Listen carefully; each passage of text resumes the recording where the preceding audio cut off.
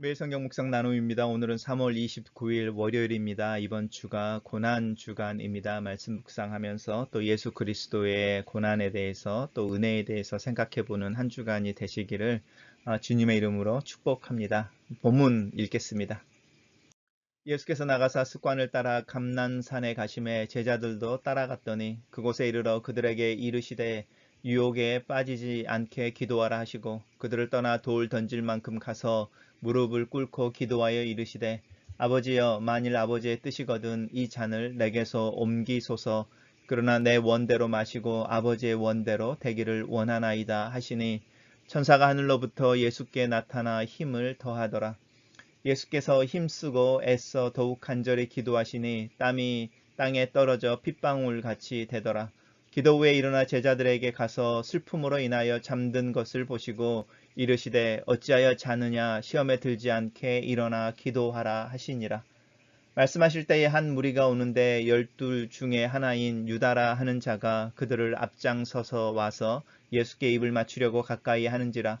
예수께서 이르시되 유다야 내가 입맞춤으로 인자를 파느냐 하시니 그의 주위의 사람들이 그 된 일을 보고 여짜오되 주여 우리가 칼로 치리이까 하고 그 중에 한 사람이 대제사장의 종을 쳐서 그 오른쪽 귀를 떨어뜨린지라. 예수께서 일러 이르시되 이것까지 참으라 하시고 그 귀를 만져 낫게 하시더라. 예수께서 그 잡으러 온 제사장들과 성전의 경비대장들과 장로들에게 이르시되 너희가 강도를 잡는 것 같이 검과 몽치를 가지고 나왔느냐. 내가 날마다 너희와 함께 성전에 있을 때에 내게 손을 대지 아니하였도다. 그러나 이제는 너희의 때요 어둠의 권세로다 하시더라. 오늘의 본문은 두 개의 단락으로 나누어져 있습니다. 단락별로 간단하게 살펴보겠습니다. 첫 번째 단락입니다. 누가는 예수님께서 습관을 따라 기도하러 가셨다고 말합니다. 누가복음에서 특별히 누가는 예수님의 기도 생활에 대해서 강조하고 있는 부분이 누가복음의 특징 중에 하나입니다. 습관을 따라서 감난산에 가셨다라고 이야기합니다. 기도하러 가신 것이죠. 평상시에도 아니면은 예수님께서 붙잡히시기 전에 예루살렘에 입성하신 후에 일주일이 넘는 기간을 예루살렘에 머물러서 성전에서 매일같이 말씀을 가르치셨는데 저녁에 되면 감난원이라고 하는 감남산에 있는 어디 과수원에 머무셨을 텐데 그때마다 밤마다 나가서 혼자 홀로 기도하셨던 것 같습니다. 제자들도 따라갔더니라고 말합니다. 다른 복음서에서는 이렇게 예수님께서 우리가 말하는 겟세마네라는 과수원에서 이렇게 올리브 가수원에서 기도하러 가실 때에 사실은 야고보와 요한과 베드로만 데리고 가는 걸로 이야기가 되어지는데 여기에서는 세 사람으로 이야기하지 않고 제자들이라고 말을 하고 있습니다. 그리고 그곳에 이르러서 예수님이 말씀하시는데 유혹에 빠지지 않게 기도하라. 이 특별히 강조하고 있는 부분입니다. 오늘 이 첫 번째 단락의 마지막에서도 시험에 들지 않게 일어나 기도하라 라고 말합니다. 이 말 속에서 예수님과 제자들이 십자가 앞에 섰을 때 서로 다른 태도를 취하는 가장 큰 차이가 있는데 그 차이가 이 기도인 거죠. 밤이 맞도록 애써서 간절히 기도하신 예수님은 그 유혹을 이기고 십자가로 올라가시고 잠이 들었던 제자들은 그 유혹에 져서 십자가 앞에서 다 흩어져 버리는 것인데 그게 바로 이 기도라고 하는 뉘앙스를 우리에게 주고 있습니다. 예수님께서 그 제자들을 떠나서 돌 던질 만큼이라고 하니까 앞으로 좀 더 나가서 조금 많이 떨어져 있는 곳이죠. 그곳에서 기도하는데 예수님의 기도의 내용을 조금 훔쳐볼 수 있습니다. 아버지여 만일 아버지의 뜻이거든 이 잔을 내게서 옮기소서. 그러나 내 원대로 말고 아버지의 원대로 하기를 원합니다. 이 아버지의 원대로 되기를 원합니다. 또 이 아버지의 뜻이거든 이라고 하는 부분이 예수님 기도의 핵심이었다고 말할 수 있습니다. 또 이렇게 기도할 때에 예수님을 천사가 나타나서 힘을 더했다라고 말하는데 이 힘을 더했다고 하는 부분 속에서 이 기도를 더 격려해 주시고 이 기도 속에서 나타나는 예수님 안에서의 어떤 씨름하는 부분 속에서 위로해 주시고 또 함께 하셨던 부분이어서 땀이 피방울처럼 정말로 간절하게 기도하셨다 이렇게 이야기하십니다. 그리고 기도 후에 일어나서 제자들에게 가서 내 제자들은 슬픔으로 인하여 라고 말하죠. 우리가 이제 주일날 묵상했던 본문 속에서 예수님이 당신의 고난에 대해서 이야기하고 또 제사장들에게 넘겨질 것에 대해서 이야기하고 또 베드로의 부인에 대해서 이야기하시고 막 이러실 때에 그 내용들이 제자들에게는 굉장한 낙심이 되었던, 왜냐하면 예수님이 이제 예루살렘에 입성하셨으니까 유대인의 왕 또 주의 이름을 기다리던 이 그 메시아로 드러나서 왕위에 오르셔야 하는데 죽음에 대한 이야기를 하고 있고 제자들의 실패에 대한 이야기를 하고 있으니까 이 슬픔을 한번 생각해 보십시오. 이 슬픔은 단순히 예수님이 죽는다라는 것보다 훨씬 더 큰 슬픔인 것이 자신들의 기대가, 자신들의 소원이, 자신들을 꿨던 예수 그리스도로 인한 그 꿈이 이루어지지 않는다, 깨어져 버렸다 에서 나오는 슬픔이 훨씬 더 큰 슬픔입니다. 단락을 요약해 보겠습니다. 저는 예수께서 습관을 따라 기도하러 가실 때에 제자들과 함께 나간다. 유혹에 빠지지 않도록 기도하라는 예수의 권면과 달리 제자들은 잠이 든다. 예수께서는 하나님께 간절히 기도한다. 이렇게 요약해 봤습니다. 두 번째 단락입니다. 두 번째 단락은 말씀하실 때인데 일어나 깨어 기도해라. 그래야만 유혹에 이길 수 있다라고 말씀하실 때에 한 무리가 오는데 누가는 이 가룟 유다를 철저하게 12 중에 하나라고 사도의 무리에 있었던 것을 강조하고 있습니다.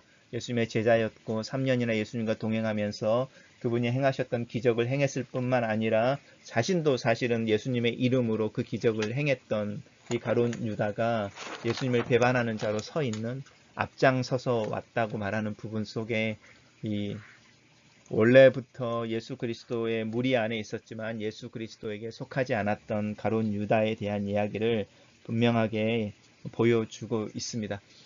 유다가 보이는 이제 그 밤이기도 하고 이 대제사장들을 보낸 사람들은 누가 예수인 줄을 알지 못하니까 누구를 잡아야 되는지에 대한 신호로 입맞춤을 하는 것이죠. 손에 입맞춤을 했을 수도 있고 우리가 알고 있는 것처럼 뭐 프랑스나 이탈리아식으로 볼에 입맞춤을 했을 수도 있는데 이제 어쨌든 자신이 인사하는 몸으로 몸을 대서 인사하는 이가 예수다라는 입맞춤을 맞추고 와서 예수님에게 그렇게 이제 표현을 하려고 하는데 예수님이 그걸 거절하시죠. 그리고 내가 입맞춤으로 인자를 팔려고 하느냐라고 여기서 유다의 그 어떤 계략 또 계획을 멈추게 하십니다. 그리고 이제 그 말을 듣는 이들이 이제 유다가랑 이야기 되어지는 곳 속에 예수님께서 마지막 만찬 때 우리와 함께 밥을 나와 함께 식사를 하는 이 상에 있는 이들 중에 나를 팔자가 있다라는 그 말씀을 기억하는 것이고 또 예수님을 붙잡으러 온 것을 알면서 예수님을 보호하기 위해서 우리가 칼로 치리이까 이렇게 이야기합니다. 그리고 그 중에 한 사람이 대제사장의 종을 쳐서 오른쪽 귀를 떨어뜨렸다 이렇게 말합니다. 이 사람이 누구인지 다른 복음서에서는 이 사람이 베드로일 거라고 사실 우리가 해볼 수 있는 근거들이 사실은 있습니다. 하지만 예수님께서는 이것까지 참으라라고 말씀하시면서 이것까지라고 하는 부분 속에 이것까지가 무엇인지 정확하게 이야기할 수 있으면 좋은데 예수님께서 이것까지 참으라라고 말하면서 당신이 이렇게 팔려가는 것, 또 스스로 당신을 이 어둠의 권세에게 내어주는 것에 대해서 인내하고 또 견딜 것에 대해서 말씀하십니다. 그러면서 귀를 나서서 그 오른쪽 귀가 떨어진 종의 귀를 이렇게 치료해 주시는 거죠. 그러면서 제사장과 경비대장들과 이제 장로들에게 이르기를 너희들이 강도 잡는 것처럼 나를 이렇게 검과 몽치인데 이 망치와 같은 것을 가지고 왔느냐 이렇게 말하면서 너희들이 낮에 나를 잡지 못한 것, 그래서 사람들이 두려워서 그것은 바로 너희들이 어둠의 자녀들이고 이 어둠의 권세 가운데 있는 하나님의 심판의 대상인 이들이라고 이야기하고 있으면서 이제는 너희의 때다라고 자신을 이 제사장들이 보낸 이들에게 자신을 스스로 넘겨드리는 모습입니다. 단락을 요약해 보겠습니다. 저는 유다는 입맞춤을 신호로 예수를 대제사장들이 보낸 사람에게 넘겨주려 하나 예수께서 자원하여 그들에게 붙들려 주신다. 이렇게 요약했습니다. 첫 번째 묵상 포인트입니다. 예수께서는 마음이 괴로워서 기도하러 가신 게 아니다. 습관을 따라 기도하시는 것이다. 기도하시는 내용이 간절하고 그 상황은 씨름하는 것이었다. 제자들에게 유혹에 빠지지 않기 위해 기도하라고 하신다. 유혹을 이기는 방법은 기도뿐이다. 유혹이 항상 있는 것처럼 기도를 항상 해야 한다. 나는 기도 생활에 좀 더 집중하기로 마음을 잡는다. 말씀 묵상 후에 조금 더 길게 기도해야겠다. 기도의 결과는 하나님의 뜻에 대한 굴복이다. 그래서 유혹을 이길 수 있다. 하나님과의 관계 속에서 하나님의 뜻을 또 그 뜻의 우선순위를 두는 훈련이 기도이기도 하다. 또한 기도는 실천이다. 내가 몸을 이끌고 내가 있던 곳을 떠나 하나님 앞에 나아가야만 기도할 수 있다. 나도 좀 더 적극적인 방법으로 또 구체적인 방법으로 기도에 집중하고 그렇게 하나님 앞에 서기 위해 내가 있던 곳을 떠나는 연습을 해야겠다. 교회 가서 기도하는 것을 다시 시작해 볼까 싶다. 사람들의 마음을 들여다볼 수가 없다. 내 앞에서 보이는 표정과 몸짓, 언어도 다 이해할 수 없다. 그래서 만나는 사람들에 대해서 신경을 쓰기보다는 내 마음에 좀 더 신경을 쓰기로 결심한다. 하나님 앞에 서 있듯이 사람들 앞에 설 수 있다면 좋겠다. 예수께서 홀로 하나님 앞에 서신 것처럼 사람들 앞에 꺼리낌 없으셨던 것처럼 나도 그렇게 사람들을 만나고 그 앞에서 행동하고 싶다. 하나님의 부르심을 따라 사는 길은 때때로 고독한 선택을 해야 할 때가 있다. 그래도 그 길을 가야만 한다. 그 길이 내 삶을 의미 있게 만들기 때문이다. 하나님 앞에서 칭찬을 받을 길이기 때문이다. 예수처럼 스스로 자원하여 걸어가는 길이기를 기도한다. 글로 쓰는 기도입니다. 예수 그리스도의 기도의 습관이 자신을 하나님의 뜻에 굴복시키고 자원함으로 자신의 길을 가게 하는 것을 봅니다. 나 또한 기도가 습관이 되기를 기도합니다. 오늘부터 좀 더 기도하는 일에 집중하기를 원합니다. 나에게 기도의 영을 부어 주시옵소서.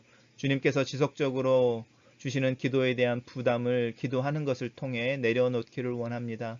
기도를 통해 내게 주어지는 유혹을 극복하기를 원합니다. 제자들의 실패를 나는 답습하지 않고 싶습니다. 다 이해할 수 없지만 하나님의 사랑과 마음을 신뢰함으로 내 자신을 하나님께 내어드리기를 원합니다. 주님의 가셨던 길을 나도 가기를 원합니다. 최선을 다해 나를 부인하고 내 십자가를 지기를 원합니다. 그러나 하나님, 이 길을 잘 알지 못합니다. 처음 가보는 길처럼 여겨집니다. 그래서 먼저 가신 분께 내 옆에 서서 함께 걸어가 주시기를 청합니다. 내 입에서 고백되는 주님이라는 단어가 내 삶과 행동으로 표현되는 나를 기대합니다. 내 삶을 A와 BC로 나누신 주님께서 자유의 시대, 자녀의 시대를 살게 하실 것을 믿습니다. 오늘 하루 그 길을 걷는 하루가 되기를 원하고 주님을 조금 더 닮는 하루가 되기를 기도합니다. 예수님 이름으로 기도합니다. 아멘.